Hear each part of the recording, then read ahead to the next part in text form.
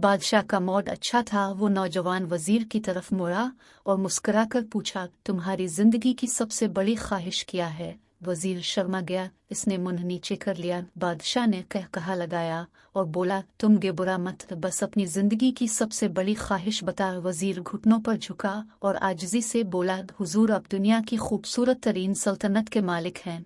मैं जब भी यह सल्तनत देखता हूँ तो मेरे दिल में ख्वाहिश पैदा होती है, अगर इसका 10वां हिस्सा मेरा होता तो मैं दुनिया का खुश नसीब तरीन शख्स होता। वजीर खामोश हो गया। बादशाह ने कहा लगाया और बोला, मैं अगर तुम्हें अपनी आधी सल्तनत दे दूं तो? वजीर ने घबरा कर ऊपर देखा और आजिज़ी से बोला, बादशाह सलामत, ये कैसे मुमकिन है? मैं इतना खुशकिस्मत कैसे हो सकता हूँ? बादशाह ने फौरन सेक्रेटरी को बुलाया और इसे 2 अहकामात लिखने का हुक्म दिया। बादशाह ने पहले हुक्म के जरिए अपनी आधी सल्तनत नौजवान वजीर के हवाले करने का फरमान जारी कर दिया। दूसरे हुक्म में बादशाह ने वजीर का सर कलम करने का ऑर्डर दे दिया। वजीर दोनों अहकामात पर हैरान रह गया। बादशाह ने अहकामात पर मेहर लगाई और वजीर की आंखों में आंखें डालकर बोला, तुम्हारे पास 30 दिन हैं। तुमने उन 30 दिनों में सिर्फ 3 सवालों के जवाब तलाश करना है।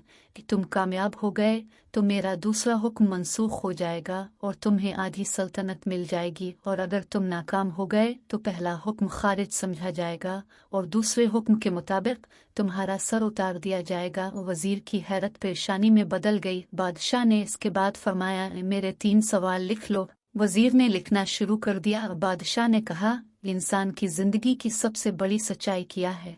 वो रुका और बोला, दूसरा सवाल, इंसान की जिंदगी का सबसे बड़ा धोखा क्या है? वो रुका और फिर बोला, तीसरा सवाल, इंसान की जिंदगी की सबसे बड़ी कमजोरी क्या है? बादशाह ने इसके बाद नक्कारे पर चोट लगवाई और बावाज बुलंद फरमाया, तुम्हारा वक्त शुरू होता है।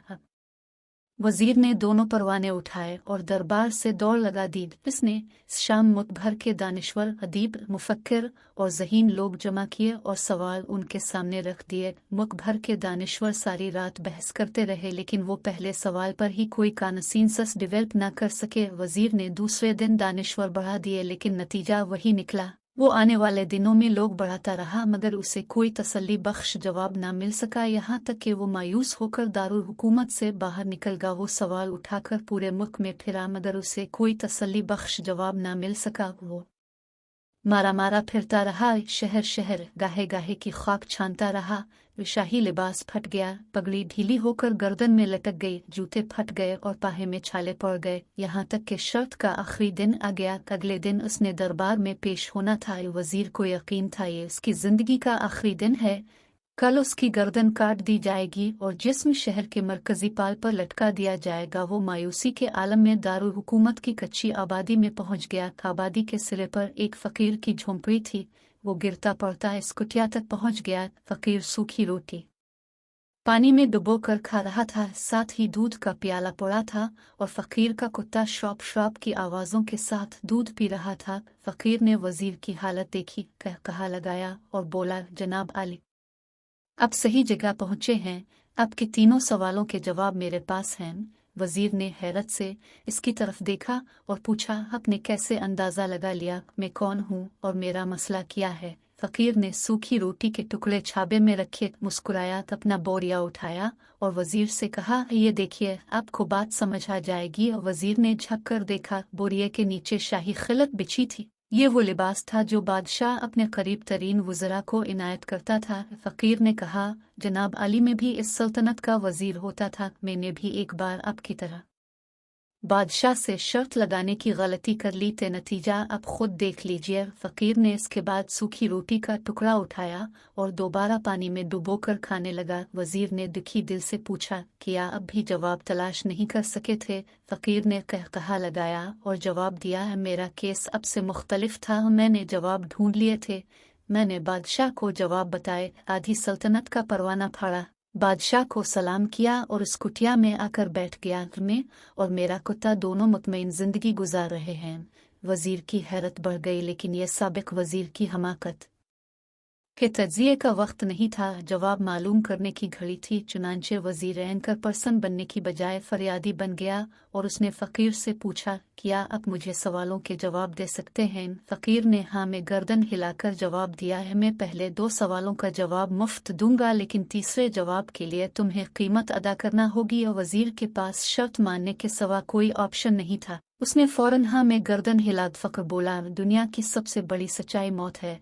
इंसान कोई भी हो, कुछ भी हो, वो इस सच्चाई से नहीं बच सकता। वो रुका और बोला, इंसान की जिंदगी का सबसे बड़ा धोखा जिंदगी है।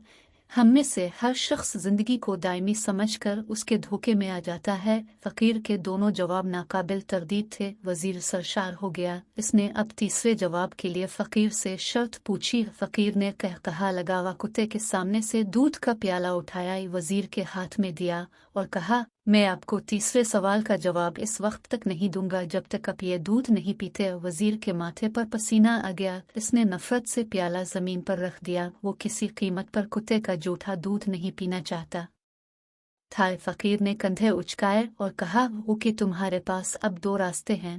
तुम इनकार कर दो और शाही जल्लाद कल तुम्हारा सर उतार दे, अब फिर तुम ये आधपा दूध पी जा और तुम्हारी जान भी बच जाए और तुम आधी सल्तनत के मालिक भी बन जा। फैसला बहरहाल तुमने करना है। वजीर मखमसे में फंस गया। एक तरफ जिंदगी और आधी सल्तनत थी और दूसरी तरफ कुत्ते का जूठा दूध था। वो सोचता रहा यहाँ तक कि जान और माल जीत गया और सेल्फ रिस्पेक्ट हार गई। वजीर ने प्याला उठाया और एक ही सांस में दूध पी गया। फ़कीर ने कहा लगाया और बोला, मेरे बच्चे, इंसान की सबसे बड़ी कमजोरी गरज होती है। ये उसे कुत्ते का जूठा दूध तक पीने पर मजबूर कर देती है और ये वो सच है जिसने मुझे सल्तनत का परवाना फाड़कर इस कुटिया में बैठने पर मजबूर कर दिया था। मैं जान गया था, मैं जो जिंदगी के धोखे में इगाम में मौत की सच्चाई को फरामोश करता जाएगा और मैं मौत को जितना फरामोश करता रहूंगा, मैं इतना ही गरज की दलदल में धंसता जाएगा और मुझे रोज इस दलदल में सांस लेने के लिए गरज का गलीज दूध पीना पड़ेगा। लिहाजा मेरा मशवरा है, जिंदगी की उन तीनों हकीकतों को जान लो, तुम्हारी जिंदगी अच्छी गुजरेगी। वजीर खजालत, शर्मिंदगी और खुदतरसी का तोहफा लेकर फ़कीर की कुटिया से निकला और महल की तरफ चल पड़ा। वो जो महल के करीब पहुंच रहा था, उसके एहसास शर्मिंदगी में इजाफा हो रहा था। उसके अंदर जिल्लत का एहसास बढ़ रहा था। वो इस एहसास के साथ महल के दरवाजे पर पहुंचा तो उसके सीने में खौफनाक टीस उठी। वो घोड़े से गिरा, लंबी हिचकी ली और उसकी रूह कफस उनसरी से परवाज कर गई।